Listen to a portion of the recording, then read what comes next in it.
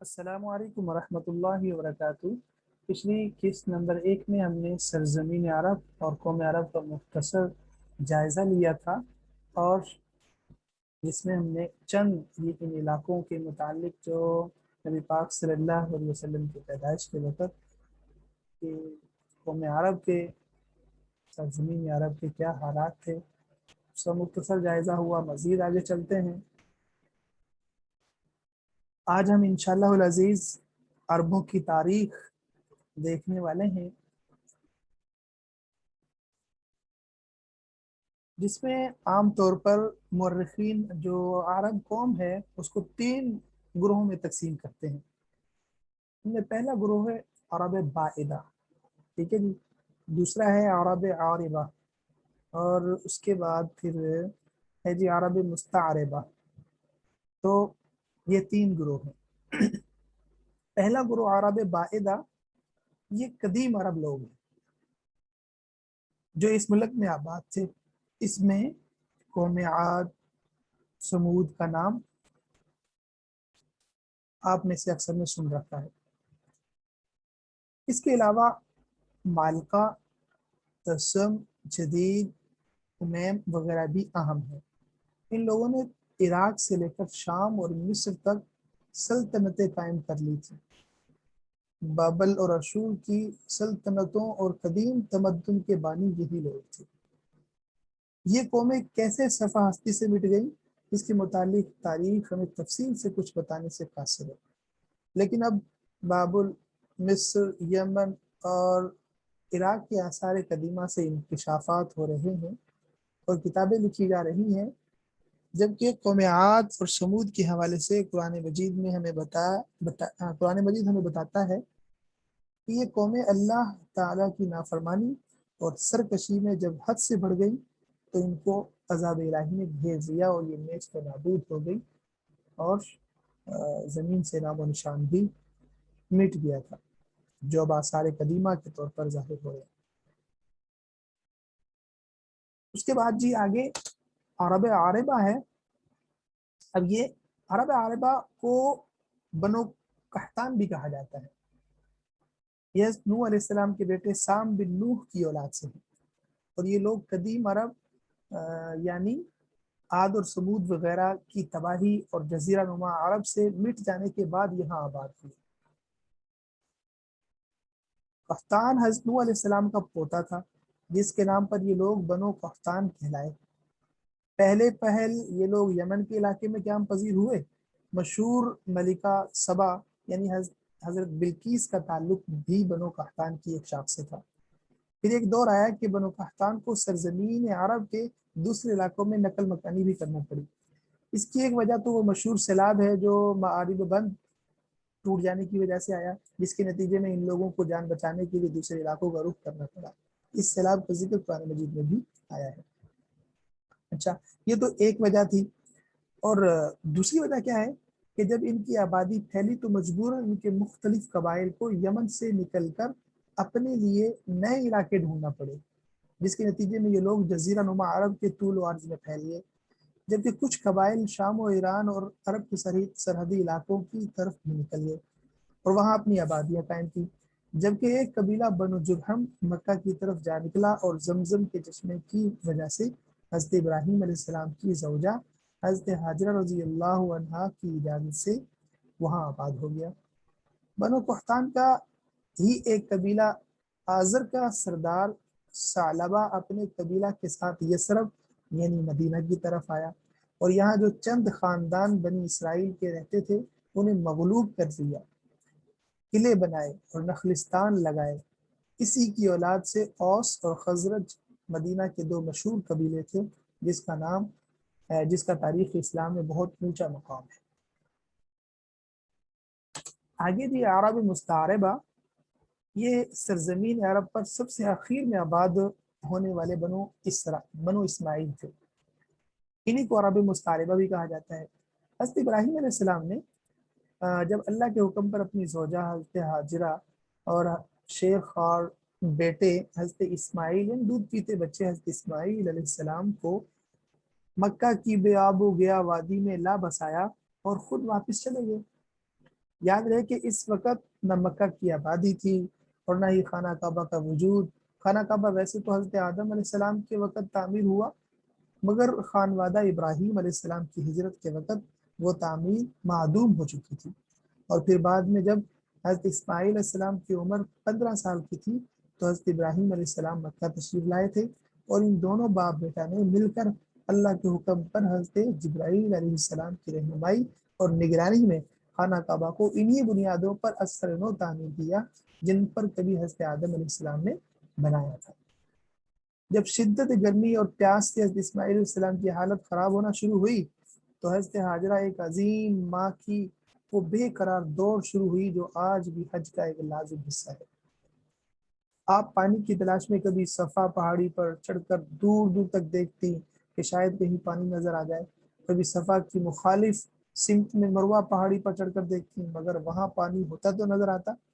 اس دوران جب حضرت اسماعیل علیہ السلام کے رونے کی آواز ماں کے کانوں میں پڑتی تو بے قرار ہو کر ان کے پاس دوڑی دوڑی جاتی، اور جب ان کو پیاس سے جاں بلب اور روتا بلکتا دیکھتی تو پھر دیوانہ وار پانی کی تلاش میں جاتی۔ اسی اسنا میں کیا دیکھتی ہیں کہ جہاں ننھے اسماعیل علیہ السلام اپنی ایڑیاں رگڑ رہے تھے وہاں سے پانی کسی چشمے کی طرح ابل رہا ہے۔ بھاگ کر بیٹے کے پاس پہنچی، اللہ کا شکر ادا کرتے ہوئے بیٹے کو پانی پلایا، خود بھی پیا، اور پھر اس چشمے کے ارد گرد تالاب کی صورت میں مٹی کی منڈیر بنا دی۔ لیکن جب پانی مسلسل بڑھتے بڑھتے تالاب کے کناروں سے باہر نکلنے لگا تو بے اختیار آپ کے منہ سے نکلا زم زم، یعنی ٹھہر جا ٹھہر جا، اور ان کے یہ فرماتے ہی پانی یک دم ٹھہر گیا۔ تو زمزم قدرت کا کرشمہ ہے۔ یہاں آپ سے زمزم کے کنویں کے متعلق ایک معجزاتی بات شیئر کرنا چاہتا ہوں۔ موجودہ دور میں اس کنواں میں بڑی بڑی موٹریں لگا کر پانی نکالا جاتا ہے۔ کنویں میں پانی کا لیول خانہ کعبہ کی بنیادوں سے ہمیشہ 6 فٹ نیچے رہتا ہے، جس کی مقدار ملینز گلینز میں ہوتی ہے۔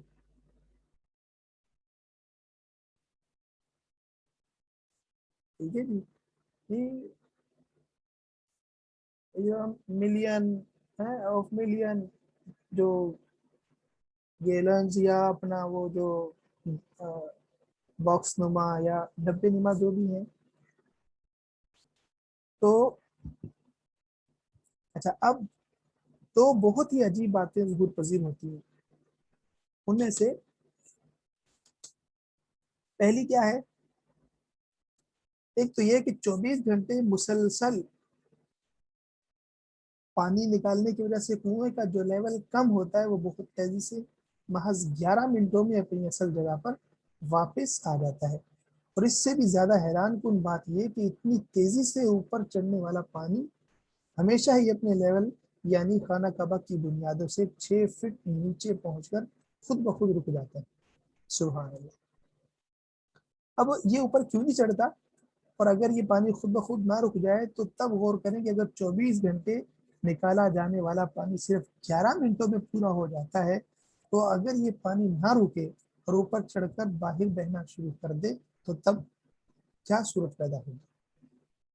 یقیناً یہ حضرت حاجرہ کی مبارک فرمان یعنی زمزم ٹھہر جا کی برکت ہے کہ یہ اپنی حدود سے تجاوز نہیں کرتا، اور جتنا بھی اس سے پانی نکال لیا جائے یہ بس اپنے اسی لیول تک آ کر خود بخود رک جاتا ہے جہاں کبھی اسے حضرت حاجرہ نے روکا تھا۔ اب اصل موضوع کی طرف پلٹتے ہیں۔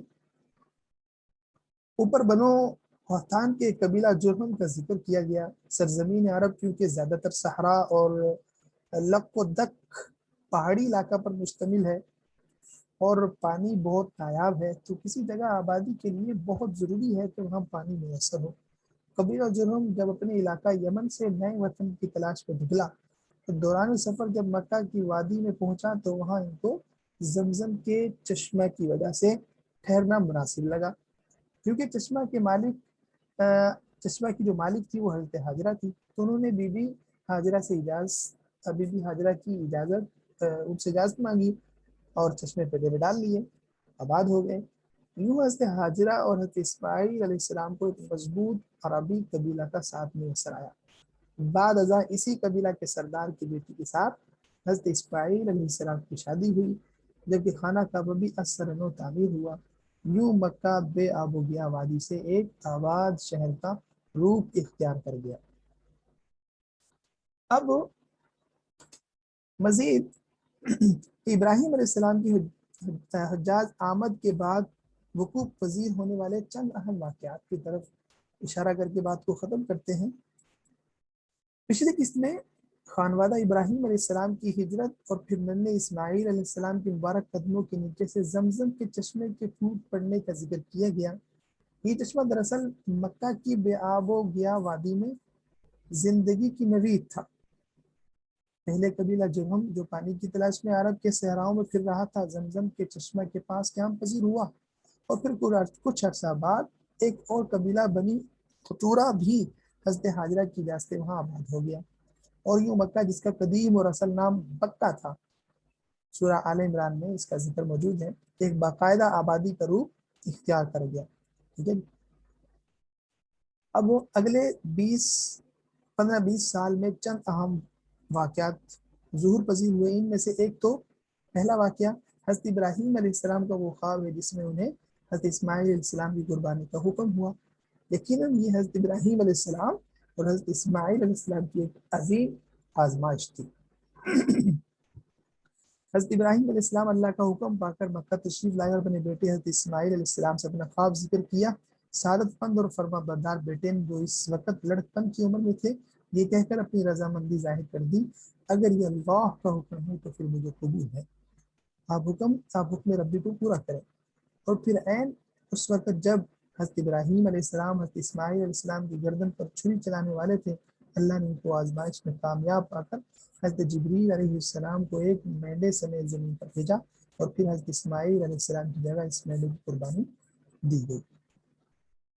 اللہ کو حضرت ابراہیم علیہ السلام اور حضرت اسماعیل علیہ السلام کا یہ فعل اتنا پسند آیا کہ پھر تا قیامت اس قربانی کی یاد میں حج پر قربانی فرض کر دی گئی، اور تب سے ہر سال یہ سنت ابراہیم میں جاری ہے، اور عید الاضحیٰ کے دن لاکھوں مسلمان اللہ کی راہ میں جانور قربان کر کے اس عظیم قربانی کی یاد تازہ کرتے ہیں۔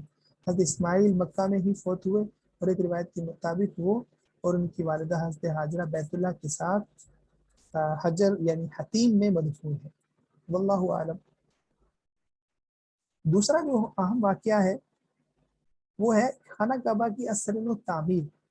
کہ خانہ کعبہ حضرت آدم علیہ السلام نے تعمیر کیا تھا، اور یہ زمین پر اللہ کا پہلا گھر تھا، مگر پھر وقت گزرنے کے ساتھ ساتھ خانہ کعبہ کی عمارت بھی سطح زمین سے معدوم ہو گئی۔ حضرت ابراہیم علیہ السلام کے زمانہ میں اس کا کوئی نشان تک ظاہر نہ تھا، لیکن پھر اللہ کے حکم پر حضرت جبریل امین نے حضرت ابراہیم علیہ السلام کی خانہ کعبہ کی بنیادوں کی طرف نشاندہی کی، اور آپ نے اپنے بیٹے حضرت اسماعیل علیہ السلام کے ساتھ مل کر خانہ کعبہ کی پرانی بنیادوں پر تعمیر کی۔ اللہ کا یہ گھر ایسا سادہ تعمیر ہوا کہ اس کی نہ چھت تھی، نہ کوئی کیواڑ، اور نہ ہی کوئی چوکٹ یا دروازہ۔ کعبہ کو کعبہ اس کی ساخت کے مکعب نما ہونے کی بنا پر کہا جاتا ہے۔ عربی میں 6 یکساں پہلوؤں والی چیز مکعب کہلاتی ہے۔ چونکہ حضرت ابراہیم علیہ السلام کی تعمیر مکعب حالت میں تھی تو اسے کعبہ کہا جانے لگا۔ یاد رہے موجودہ خانہ کعبہ 4 کونوں والا ہے، جسے قریش مکہ نے اس وقت تعمیر کیا جب ایک سیلاب میں خانہ کعبہ کی عمارت منہدم ہو گئی تھی۔ اس کا ذکر آگے آتا ہے۔ تیسرا جو اہم واقعہ ہے کہ قبائل جرہم اور بنی قطورہ کا حضرت ابراہیم علیہ السلام کی تبلیغ پر دین حنیف یعنی دین ابراہیمی قبول کر لینا تھا۔ خانہ کعبہ کی تعمیر کے بعد حضرت ابراہیم علیہ السلام نے خانہ کعبہ کی تولیت یعنی سارا مذہبی انتظام قبیلہ جرہم کے حوالے کر دیا۔ بعد ازاں اسی قبیلہ کے سردار کی بیٹی سے حضرت اسماعیل علیہ السلام کی شادی بھی ہو گئی۔ جب کچھ تو بعد نسل اسماعیل علیہ السلام پھلی پھولی تو پھر خانہ کعبہ کا سارا انتظام خود علیہ اسماعیل نے سنبھال لیا۔ کچھ عرصہ گزرا تو ایک اور قبیلہ ایاد مکہ پر حملہ آور ہوا اور شہر پر زبردستی قبضہ کر لیا، اور اس دوران بنی اسرائیل کے بہت سے قبائل کو مکہ سے نکلنا بھی پڑا۔ تاہم بعد میں یمن سے آنے والے ایک اور قبیلہ بنو خزاعہ نے مکہ کو بنی ایاد سے آزاد کرا دیا۔ حضرت اسماعیل علیہ السلام کی نسل سے قصی بن کلاب وہ نامور بزرگ گزرے ہیں جن کی شادی بنو خزاعہ کے رئیس کی بیٹی سے ہوئی تھی، جنہوں نے خانہ کعبہ کی تولیت واپس لینے کے لیے جدوجہد شروع کی اور بالآخر بنو خزاعہ کی بہت مخالفت کے باوجود اس مقصد میں کامیاب ہوئے۔ انہوں نے خانہ کعبہ کی تولیت کا انتظام پھر سے ملنے پر قدیم عمارات جو عمارت تھی خانہ کعبہ کی وہ گرا دی اور خانہ کعبہ کو نئے سرے سے تعمیر کرایا اور پہلی بار کھجور کے پتوں کی چھت بھی ڈالی۔ در حقیقت قصی بن کلاب بھی وہ بزرگ تھے جنہوں نے مکہ کو ایک خانہ بدوشانہ شہر سے بدل کر ایک منظم ریاست کی شکل دی۔ انہیں بجا طور پر مکہ کا مطلق العنان بادشاہ کہا جا سکتا ہے، جس کا ہر لفظ قانون کی حیثیت رکھتا تھا۔ تاہم انہوں نے دیگر قبائل کے سرکردہ افراد کو اپنی مشاورت میں شامل رکھا، جبکہ مکہ کا انتظام چلانے کے لیے مختلف انتظامی امور کو 6 شعبوں میں تقسیم کیا اور اپنی اولاد میں ان عہدوں کی تقسیم کی۔